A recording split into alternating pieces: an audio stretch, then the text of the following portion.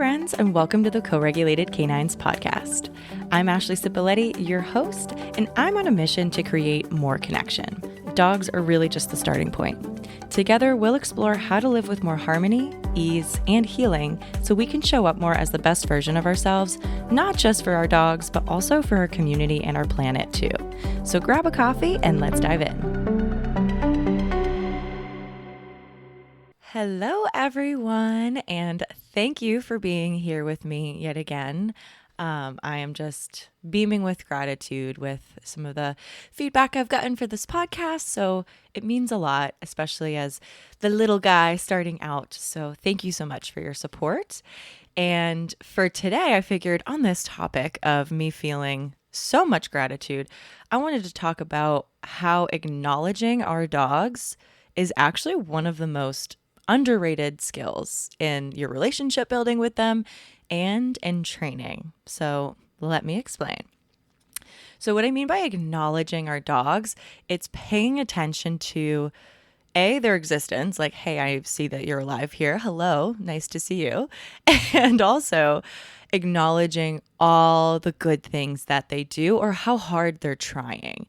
And that also requires, I think, just some attunement to their body language, your specific dog's body language, which takes some time to learn.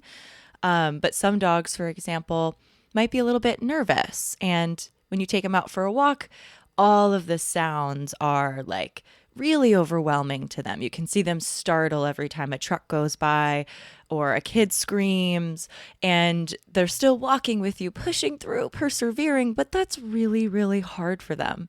So I like to acknowledge like how hard they're trying and how good they're being, even just with verbal praise. And obviously I know they don't speak my verbal language. I talk about that all of the time. But I don't know, something magical happens when you implement verbal praise and acknowledgement when your dog is just like really trying or trying to connect with you. I don't know if it's the energy exuding from you when you say it, how you say it, or what, but I've noticed a difference in every single one of my clients and my own dog. And the timing of when we have this acknowledgement really can matter too. And I don't think I've ever heard anyone in the industry really talk about this. So I was like, let's, give it a shot. Let's talk about it, because I think it's made a really big difference in my training outcomes. And before we dive into the nitty-gritty training piece, I wanted to also geek out about the like kind of neuroscience or like, I don't know, brain geekiness that can come from acknowledging them and noticing the good. So similar to how our social media algorithms work, or Instagram algorithms, is it feeds you more of what you pay attention to. I think TikTok really dialed this in, actually, the first of like doing this extraordinarily well, of even tracking what your eyes were looking at and showing you more of what you watched or looked at the longest. It was like, oh, you like that? We'll give you more. Instagram also has like an algorithm of if you like things or engage with content, it'll show you more and more and more of that. And now you can even click a button telling it like, I want to see more of that, if you wanted to take it to the next level. And so this algorithm concept actually is very similar to how our brains work. So it's paying attention to subconscious beliefs or things that just catch your interest. So this is why a lot of us have these underlying feelings of like not being good enough, because we are constantly being sold to under the premise of you don't have enough, you're not pretty enough, you're not good looking enough, you're not good enough. So you need to buy in order to get said, achieved goal. And even before social media, we were like thrown this messaging in TV, commercials, like newspapers, and even just like the social programming that can happen when it's like you don't have today's hottest fashion and there's like the neighborhood gossip. Like it's been a thing for a really, really long time. And where I'm going with this is, again, we're paying attention more to these things that are kind of perpetuating that belief of like, oh, I don't feel like I'm, let's say, pretty enough. So I'm going to pay more attention to content that will help me achieve that goal. And then it's fueling that more and more of you being like, I don't look like that person or that person or that person. And you can do the same thing with, even if you're looking at dog training content. If you go on there and you're looking at let's say bite work, you're going to see all of this content about bite work specifically in dog training. If you go in looking for positive reinforcement, you're going to see all of this training information on positive reinforcement. And if you're like paying attention to all of the different types of dog training, you're going to get all of the different types of dog training on your content usually. And that also gives us a massive headache. I've anything that I look into, or if I'm like, I need to learn this skill and I'm on social media, it's such conflicting information being thrown at you because everyone has a different perspective, different experience, and they're trying to sell you their product or belief or whatever. So you're going to see a lot of things that contradict each other. And that's kind of a marketing tactic that people are trying out. Doesn't mean anyone's being bad. People got to make money to be alive. We all got to do it. But being aware as a consumer, I think, can be helpful. But that's another side tangent. So anyways, just like how the social media algorithms work, where you're going to see more of what you pay attention to, this ties into even in mindfulness work. So this is why if you've dabbled in meditation or have any interest in that, there is so much power to the power of gratitude. Because if you wake up and start your day thinking of what you're grateful for and end your day thinking of what you're grateful for and really like going through the little things of each day, you start to notice these like little beautiful moments more and more and more, which is wonderful. It can make your heart literally feel like it's exploding open. Like I love it. Anytime I'm on my gratitude practice, it changes my life drastically. And sometimes you fall off the bandwagon and that's okay. But the sooner you can remember to try it out again, I think it makes a big difference because then you notice all these other things to be grateful for instead of looking at them as fuel for why things aren't good enough. And this is true for our relationship with our dogs, our relationship with our partner, kids, ourselves. And it's a reflection of how you see the world. So if you're creating your own story and you're the main character, you might as well make this movie worth watching and being in. So let's make it a good one and start noticing more of the good. And when we tie this into our training, we can notice all these little micro moments that our dogs are doing so good. And that's the moment that we could also, if you wanted to like tap into using treats, you can mark with yes and give them a treat after for all those moments that they're doing a really good job.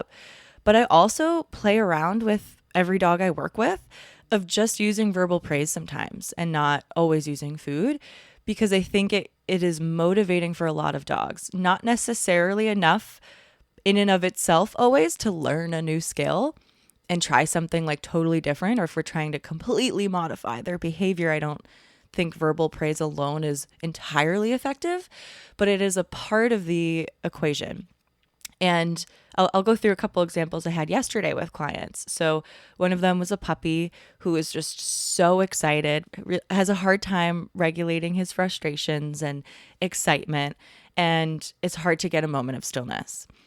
And so I was trying all these things. Nothing was working for the first 10 minutes. So I was like, oh, like I'm trying to help this dog out. And it can be also hard on us. You can feel like a failure when you're stepping in as a trainer or anyone or as an expert and that things aren't working, or even if it's with your own dog. And I had to sit down and literally like think outside of the box. I was like, he's got a lot of frustration. I want to help him get this out of his physical body. So we incorporated some tug and he did fantastic. And then we did some manners around tug. And then I saw that he got some of that out of his body and he was just able to like try a little bit harder of feeling calm or trying to do the thing he thinks I was wanting. And I was like, he's trying so hard. It was so sweet. And I just acknowledged him. I was like, you're such a good boy. Oh, good boy. And even as I'm walking away or prepping my treats, I'm noticing that he's sitting to the side instead of jumping on me or the counter. I'm noticing that going, oh, good boy, good boy. Sometimes mixing in treats, sometimes not.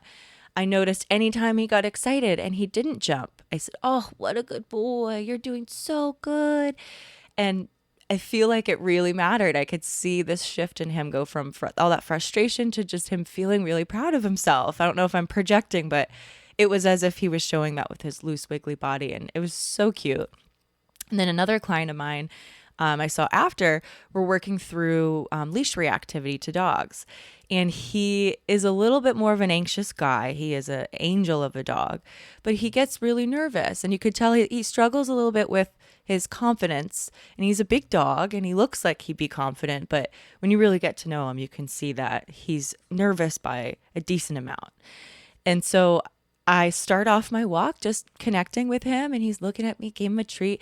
And then after the first two minutes of using treats, I just switched to verbal praise of acknowledging him every time he looked at me or attuned to me or was just walking calmly.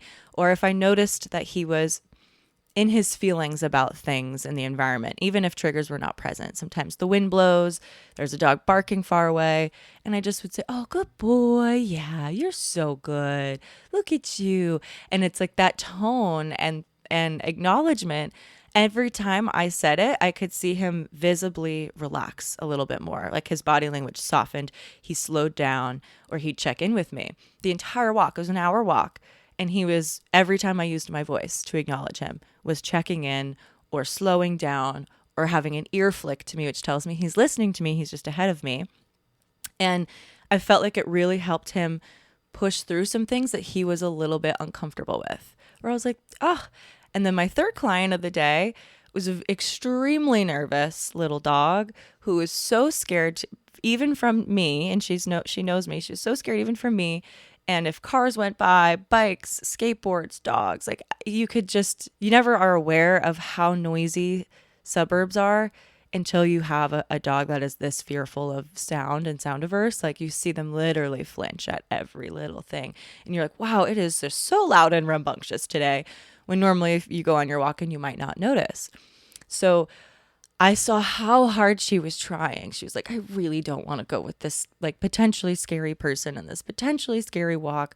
But she's like, okay. And did it. And I just the whole time was like, good girl. Oh, you're doing so good. You are so brave. And I swear this tone like helped soften them. Or if there was something in the distance going off, and I would talk through it with her being like, I know, I see that too, but you're doing so good. And just moved along. She would go along with me. And it got me thinking, I was like, I use this all the time in my training. And I even use it when I come home, see my dog Sadie, and she's old. She doesn't want to get up all the time to greet me. And I know it means a lot to her to be like acknowledged and have me say hello to her when I come in. So I immediately acknowledge that. And I go, hi, Sadie. Oh, it's so good to see you. Put my stuff down. I go up to her and give her like my hello greeting and kisses and love.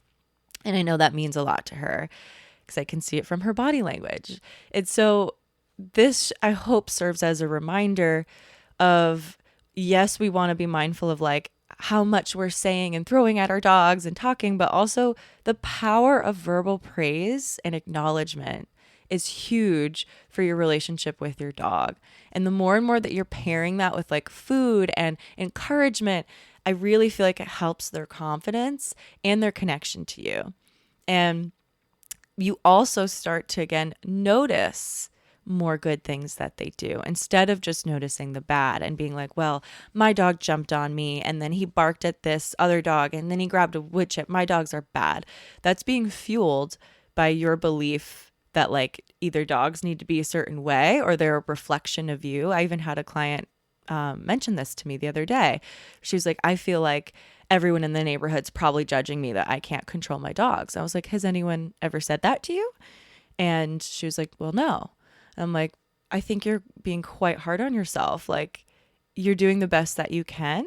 And you have a really, really big heart where you've opened your home to these dogs that can be sometimes challenging in certain contexts. And they're not being bad. You're not being bad. You're trying your best. And honestly, even when I'm walking really tough dogs that might react, I really try to not look outward at everyone else's reactions to what's going on. I'm dialed in on the dog in front of me, and that took some time and is also a skill.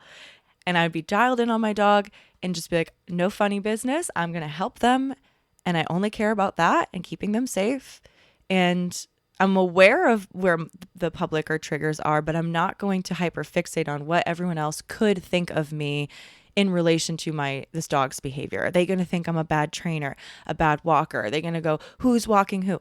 I don't even open up myself to that energetically anymore. I don't even look at people half the time when I'm working with a dog that has some challenges, because I'm trying to notice and acknowledge them for all those moments they're trying really, really hard.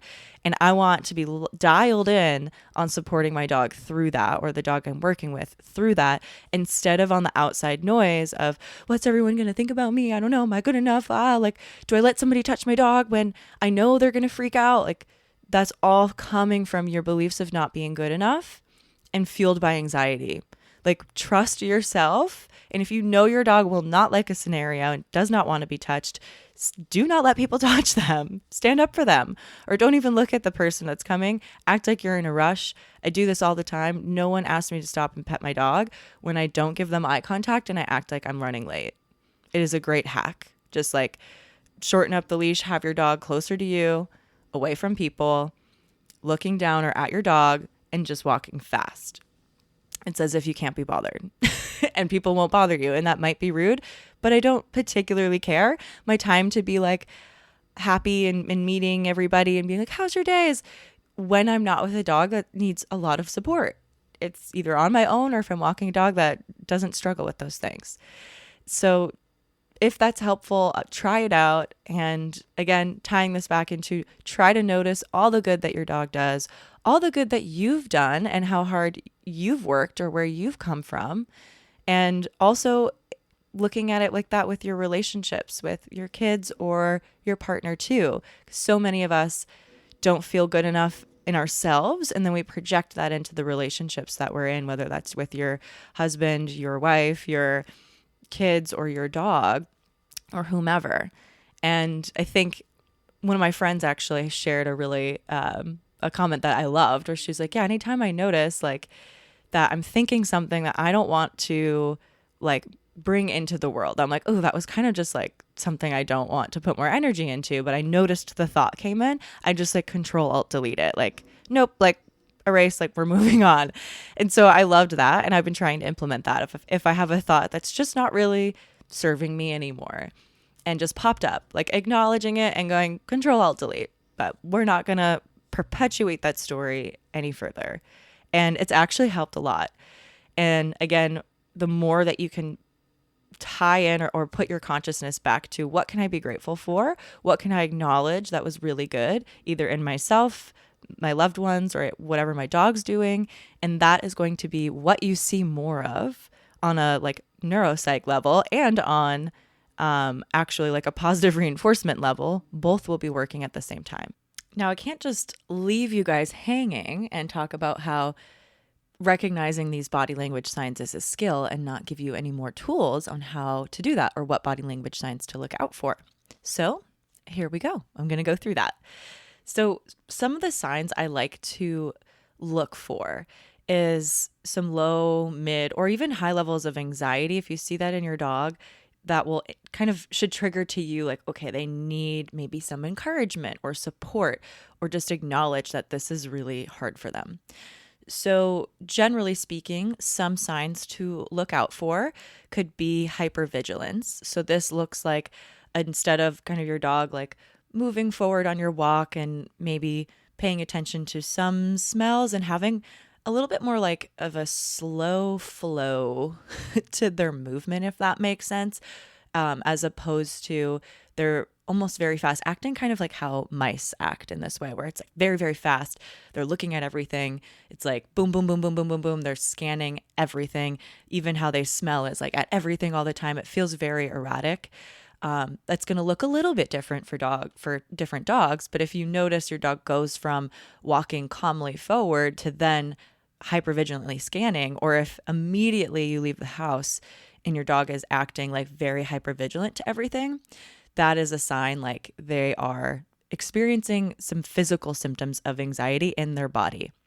And that it creates adrenaline, which then is essentially acting like spidey senses. Like they are more attuned to hear and see all these little things of like little movements or sounds. It's a similar concept to if people take like psychedelics. It's like that. It's like the spidey senses of the brain are tapping in, because that's what happens when your adrenaline's going through, is it needs to keep you safe or help you with like hunting or pursuing a goal.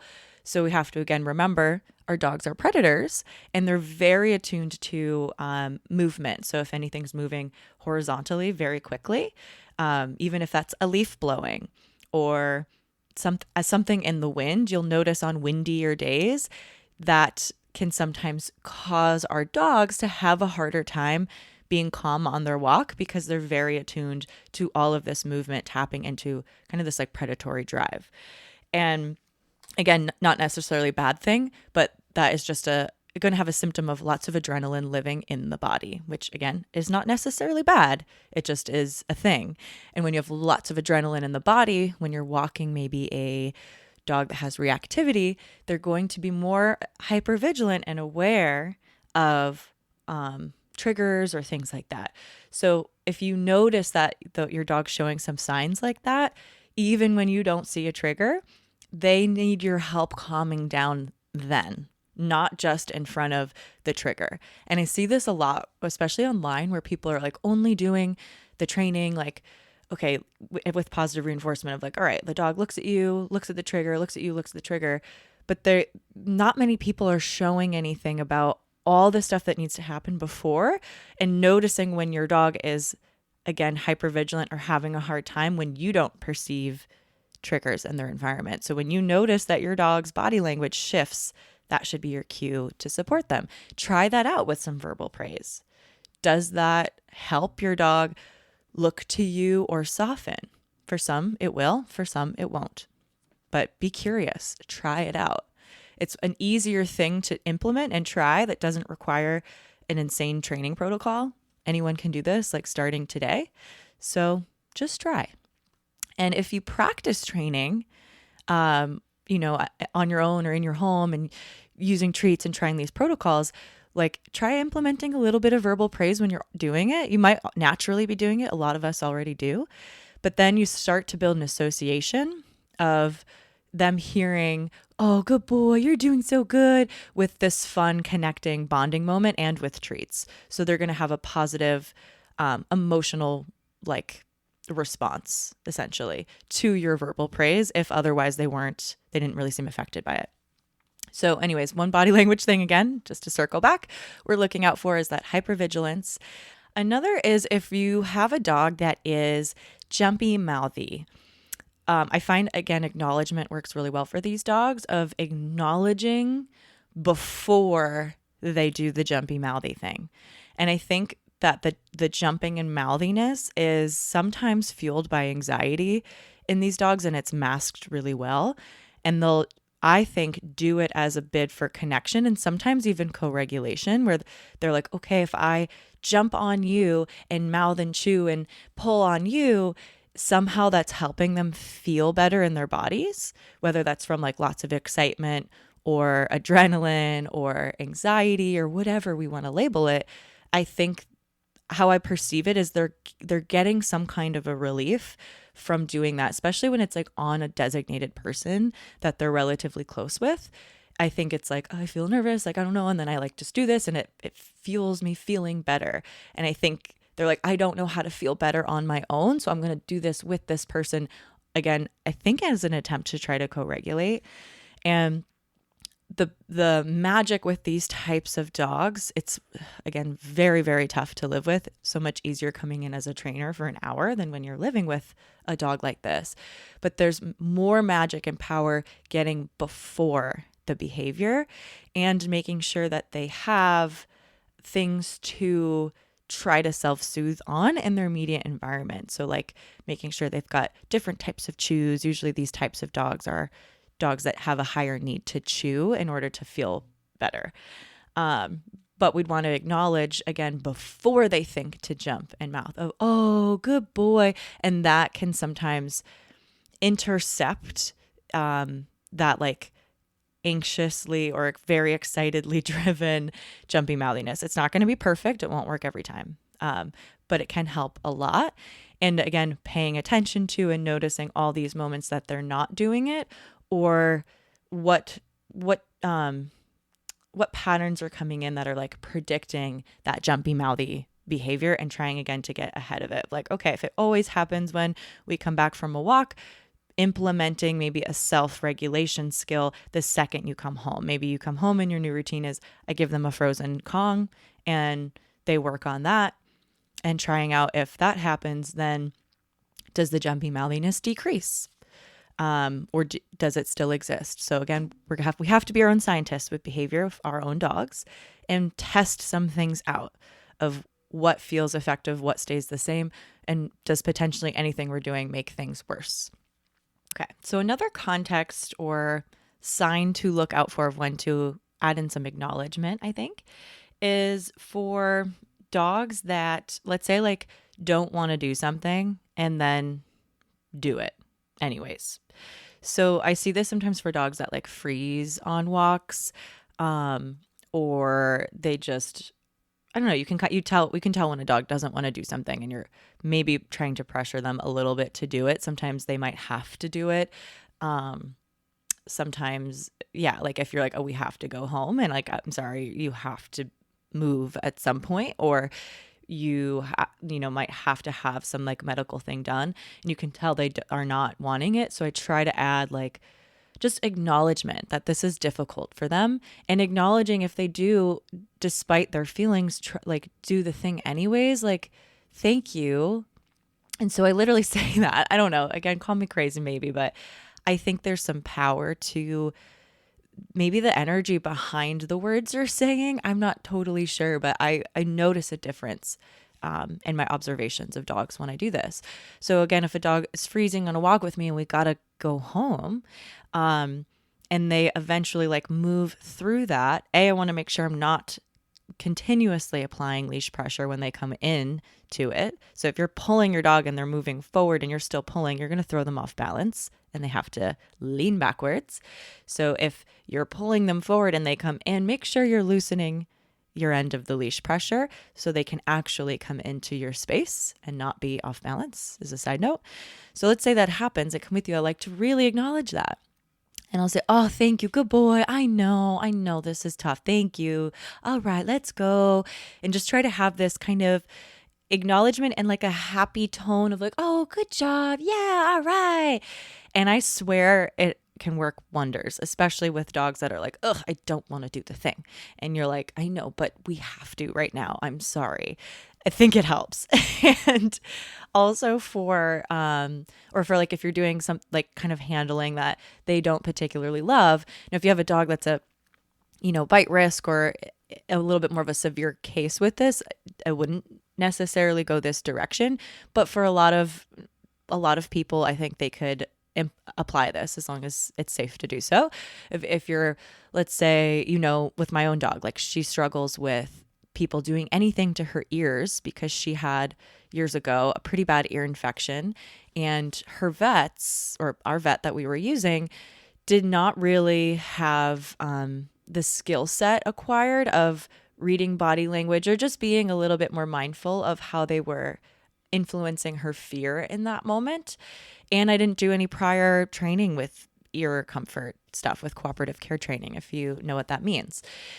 So at the time, it traumatized her. She was like, I don't want you near my ear. It hurts. And everyone was doing it anyways. And we don't, again, have our verbal language to explain what is happening and why. So vet visits can be quite traumatic. It's as if you're being pinned down against your will and have no idea why, and people are hurting you. So remember that. So she's definitely now more sensitive to anyone touching her ears, even without an ear infection, because of that past experience. And now if I need to clean her ears or look at something in her ears or trim some hair around her ears or brush her or whatever, I acknowledge that that's difficult for her. And I'm much more vocal about that. I'm like, oh, thank you. I know this is tough. You're being so good. Good girl. And I swear on my life that gives us more time to do the thing that we need to do. Versus if I'm silent and I just do the thing, she would probably run off immediately. And even when we're at the vet and they need to do things, I try to step in and help her with that. I think kind of acts almost as like an anchor to feeling a little bit more comfortable. it can calm you down even with if like you ever do something scary and someone you love's by your side helping you through it, or just being there. It's like a reminder like, hey, I'm here with you. All right. And the last context I'm going to go over today is acknowledging your dog when they do something you've trained them to do and you are not using food. So I'll explain that a little bit more detail. For a lot of dogs, especially dogs that have higher levels of like frustration or they struggle a little bit more regulating themselves with their frustration, they get really worked up when they do the thing that you've been training and you didn't notice, acknowledge, or mark and reinforce them for doing the thing. And that can sometimes be the fuel that causes them to bark. More often than not, barking comes up as a like it's not necessarily a body language thing, but as a symptom of that frustration. And then usually jumping, sometimes barking, jumping, mouthing. They'll get really worked up about it. I've had multiple dog clients like this. And usually they tend to have, I don't know, take this with a grain of salt. They tend to have owners that also are a little bit more distracted by things. So they might not notice as well when their dog did it because they're thinking about other things, or they, maybe they have a home environment with lots of kids and things going on. So again, we're not shaming either the dog or the person for this, but it is a thing that happens. And people have treats in their hand, closed fist. They're talking with their treat in their hand after their dog did the thing, and they're not giving their dog the treat. And that you can see the dog's pupils widen as they're like, the treat's coming, I'm following movement, tapping into that adrenaline, and it's not coming to them, and they're gonna jump in mouth to try to get it. So if we are trying to not use food, or if we're working with dogs that get frustrated more easily, it is so, so, so important to acknowledge every time they did the thing that you trained and asked them to do. It's so important. And even if you're, again, not using food and you go like, let's say you're like, Sadie, sit, and she sits, saying, good girl, the second she sits, that still counts as acknowledging them for, you did the thing I asked you to, like, thank you. I feel like that's really, really important.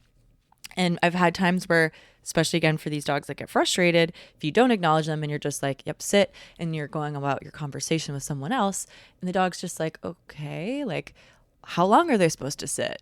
There also can be like, hey, I've followed the rules. Like, why now do I not get treats? Or why now does this not get noticed? So you can either sometimes see dogs will be less likely to do what you requested of them the second time, or you'll see these big outbursts of like, hey, I did the thing, what the heck? So again, be mindful of that. And that's not necessarily a body language cue to look out for, but pay attention to, if you ask your dog to do something and they did it, at the very least acknowledge them for it. So many people will be like, Sadie, come, and the dog comes and they go, sit, good boy, and like that's it, but you never acknowledged them for coming to you. You acknowledged the sit. So think about like every little skill that you're building. Can you acknowledge them for doing that? And this is going to be obviously different than if you're doing like trial obedience, but 99% I think of people are not doing that and they just have their pets. So try and get in the habit of, you ask them to come, they come to you, reward that instead of adding other things for them to do. Just reward that. Be like, good boy, yeah, and give them treats if you want, or add movement. But acknowledge that. And if they're being like super, super good and not jumping on guests, acknowledge that. If they're being calm when otherwise excited, or they want something and they're displaying some kind of patience, acknowledge that. So pay attention to your dog and acknowledge all of the good choices that they're making. I can promise you, if you take this framework, practice it for a week, you're going to be impressed by how many great choices your dog makes in a day. And you could probably go through 1,000,000 treats in a few hours if you wanted to treat every good decision they made. And in positive reinforcement training world, they'll call this like, do like SMART times 50, which is see, mark, and reward training 50 times a day to get in the habit of noticing when your dog does a good behavior, marking it, and reinforcing it. And what happens is the owners or the humans start to see more and more and more good, which gives you more and more opportunities to reinforce, which then help your dog understand, oh, you want more of that? Okay. As opposed to them just doing dog things that feel good to them. So if you're trying to change their behavior of what they're naturally doing, you need to notice all the times that they're doing what you'd rather them do, acknowledge it, and reward it. And this goes for your relationships with your partner, your kids, and yourself too. Acknowledge all of the good things that your partner does. Thank you for taking the trash out. Thank you for, listening to me. Thank you for coming to this event with me. Thank you for whatever. That acknowledgement kind of ties back to that gratitude piece too. You'll see more of it.